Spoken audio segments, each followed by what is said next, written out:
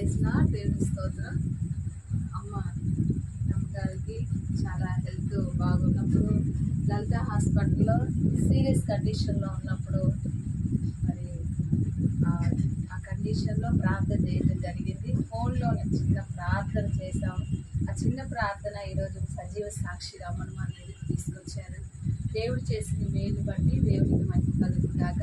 మరి అక్కగారి కుటుంబంలో వారి పాపకి మ్యారేజ్ అయ్యి 6 years అవుతే ప్రార్థన చేసినప్పుడు మనం వెళ్ళి వాళ్ళకి ప్రార్థన చేయలేదు, కానీ చిన్న ఫోన్లోనే ప్రార్థన చేయడం జరిగింది. దేవుడు అద్భుతంగా పాపను దేవుడు అనుగ్రహించారు. ఈ కుటుంబం కోసం మీరు అందరూ ప్రార్థన చేయండి. ఈ రోజు నుంచి ఈ కుటుంబంలో దేవుడు ఆశీర్వదించి దీవించుగాక. తండ్రి నీ వందనాలు. అమ్మ నీ కృప కలిగిన హస్తాలకు అప్పగిస్తున్నాను. ఇంకనూ మేలుతో నింపండి అయ్యా. ఆరోగ్యం ఇవ్వండి, శక్తి బలాన్ని దయచేయండి. ఉన్నతమైనటువంటి నీ కార్యాలు అమ్మ పట్ల జరుగునుగాక.